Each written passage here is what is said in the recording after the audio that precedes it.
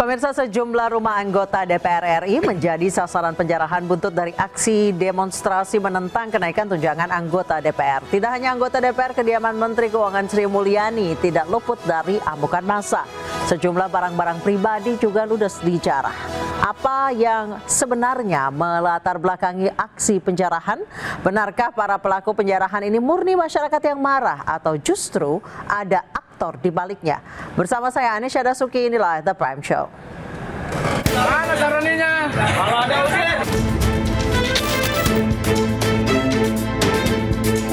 dengan penuh kerendahan hati menyampaikan permohonan maaf yang sedalam-dalamnya kepada masyarakat atas keresahan yang timbul akibat perbuatan yang saya lakukan. Udah pernah diambilin sama masa.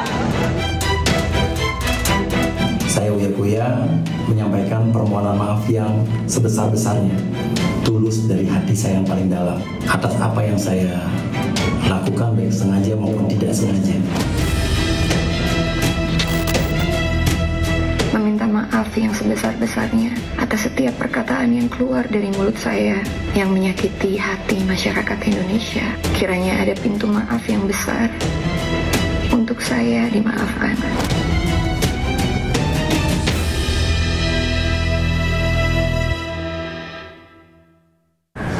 Unjuk rasa anarkis di tanah air harus dibayar mahal dengan rusaknya sejumlah fasilitas umum. Pemerintah melalui Kementerian Pekerjaan Umum menaksir kerugian negara mencapai 900 miliar rupiah yang dihitung dari seluruh Indonesia.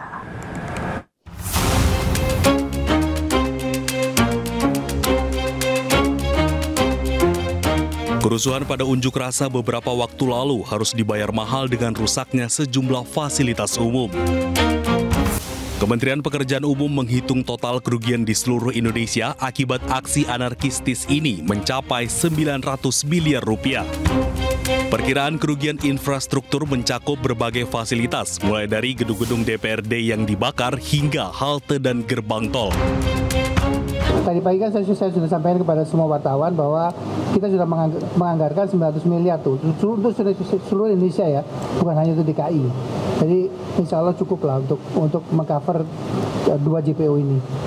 Di Jakarta, kerugian dari beberapa halte Transjakarta dan beberapa stasiun MRT yang rusak mencapai 55 miliar rupiah.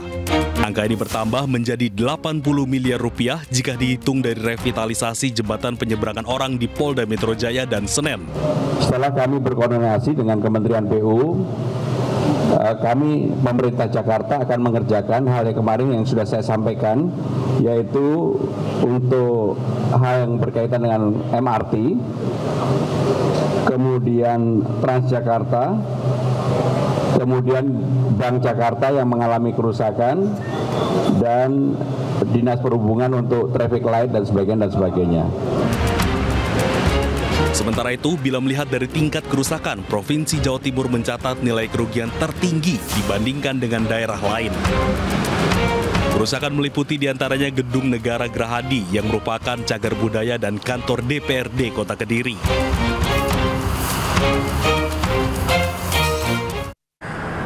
Pemprov Jakarta bersama petugas gabungan membersihkan fasilitas umum yang rusak akibat unjuk rasa. Kegiatan ini merupakan upaya membangun kembali situasi aman di Jakarta.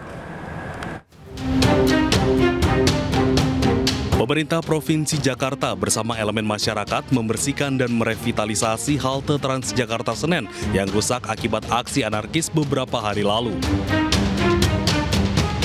Kegiatan membersihkan fasilitas umum ini sebagai upaya bersama dalam membangun kembali situasi yang aman dan kondusif di Jakarta. Halte Transjakarta yang dibersihkan adalah halte Senen dan kaki-kaki jembatan penyeberangan orang. Sebanyak 215 orang dari berbagai lapisan masyarakat berpartisipasi dalam kegiatan ini seperti pengemudi ojol, pelajar hingga pasukan oranye. Dari hari Sabtu kita udah gotong royong. Cuman artinya memang ini adalah gerakan serentak yang kita lakukan. Setelah ini kami Porkovinda akan rapat dan setelah itu seluruh wali kota bergerak sama, yaitu kita melakukan bersih-bersih Jakarta. Saya terima kasih dengan teman-teman ojol Yang sebetulnya nggak lain dari supir oplet juga sebetulnya ente. Cuman bedanya ente pakai jaket, ada kagak. Terima kasih, ini anak-anak sekolah Jakarta, ada SMK, ada STM. Kemudian terima kasih kepada peritel. Mudah-mudahan dalam minggu ini Atrium Senen harus buka. Di sisi lain, Pemprov Jakarta juga mendukung semua aspirasi masyarakat. Setiap lapisan masyarakat diizinkan untuk menyuarakan pendapat dengan tetap menjaga situasi tetap kondusif tanpa melakukan aksi vandalisme.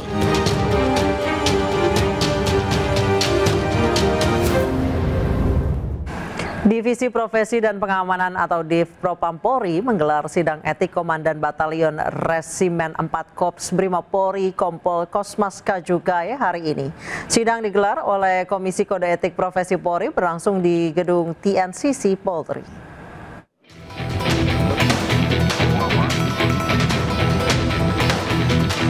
Divisi Profesi dan Pengamanan Div Propam Polri menggelar kode etik Komandan Batalion Resimen 4 Korps Brimob Polri Kompol Kosmas Kajugay.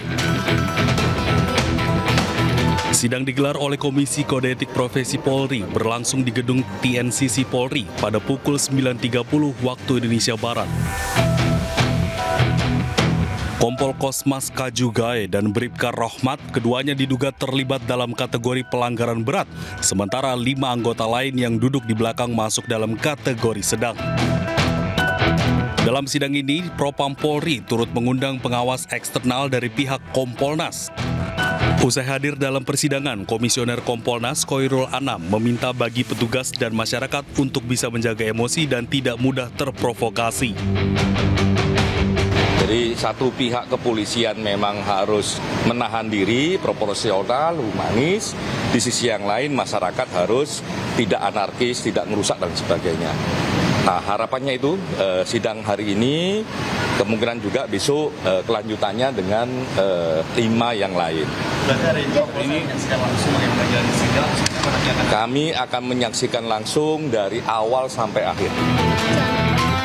Div Propam juga akan menggelar sidang kode etik Bribka Rohmat pada hari Kamis 4 September besok. Sementara 5 anggota lainnya yakni Aibda M. Rohyani, Bribtu Danang, Bribda Mardin, Baraka Jana Edi, Baraka Yohanes David akan menjalani sidang setelah sidang Bribka Rohmat. Polda Metro Jaya menetapkan 6 tersangka baru dalam unjuk rasa yang berujung kericuhan. Para tersangka tersebut merupakan admin dari media sosial yang melakukan ajakan aksi perusakan dan live di media sosial. Terhadap 6 tersangka sudah ditetapkan. Yang pertama kami sampaikan adalah Saudara DMR adalah admin akun IG, ya ini IG ini inisial ya, admin akun IG, nama akunnya adalah LF. Peran tersangka DMR adalah melakukan collab, ya, melakukan kolaborasi dengan akun-akun IG lainnya untuk menyebarkan ajakan agar pelajar jangan takut untuk aksi kita lawan bareng. Sebelumnya Polda Metro Jaya sudah menetapkan 38 orang sebagai tersangka terkait kericuhan yang terjadi di Jakarta pekan lalu. Para tersangka sudah ditahan. Terhadap 38 tersangka ini telah dilakukan penahanan oleh Direktorat Reskrim Polda Metro Jaya, ya, dengan peran dan perbuatan yang kami sampaikan tadi, sehingga terhadap para tersangka ini ada yang disangkakan pasal 160 KUHP dengan ancaman pidana maksimal 6 tahun karena mengajak, menghasut orang untuk melakukan tindak pidana. Kemudian ada yang disangkakan pasal 170 KUHP tentang kekerasan secara bersama-sama di muka umum terhadap orang, kekerasan secara bersama-sama di muka umum terhadap barang dengan ancaman pidana paling lama 5 tahun 6 bulan. Sementara itu, Menteri Dalam Negeri Tito Karnavian menyampaikan data rekapitulasi aksi unjuk rasa yang terjadi sejak 25 Agustus 2025. Tercatat demonstrasi berlangsung di 107 titik di 32 provinsi di Indonesia. Ya, kami mencatat di sini ada 107 titik aksi di 32 provinsi sejak 25 Agustus. Yang merah itu ada aksi yang berlanjut rusuh. Yang kuning itu berlangsung relatif kondusif. Yaitu di Sumatera Utara, untuk Sumatera, kemudian di Jakarta, Jawa Barat, Yogyakarta, kemudian di Jawa Tengah, Jawa Timur, NTB, Sulawesi Selatan, dan Kalimantan Barat yang kami catat yang berakhir atau ada kerusuhan yang baik dalam bentuk pengerusakan, pembakaran, yang lainnya berlangsung secara kondusif. Sudah hadir bersama kami di studio Devi Rahmawati, pengamat sosial, dan Hairul Fahmi, pengamat intelijen. Selamat malam, Mbak Devi, Mas Hairul. Selamat malam. Saya ke Mbak Devi terlebih dahulu. Mbak Devi, kalau dilihat dari perilaku anak milenial, apalagi sekarang adik-adik Gen Z, mahasiswa, mungkin atau tidak arahnya itu sampai merusak fasum, sampai menjarah? Pertama, kita perlu mendudukkan situasi ini bukan sebagai barang baru. Sejarah dan riset-riset ilmiah sudah mencatat yang namanya praktek demonstrasi yang kemudian berujung penjarahan, sekali lagi itu menjadi satu nafas yang seringkali dalam banyak patahan sejarah itu tidak pernah luput. Jadi sekali lagi ini tidak ada hubungannya dengan persoalan ini ada di lintasan generasi manapun.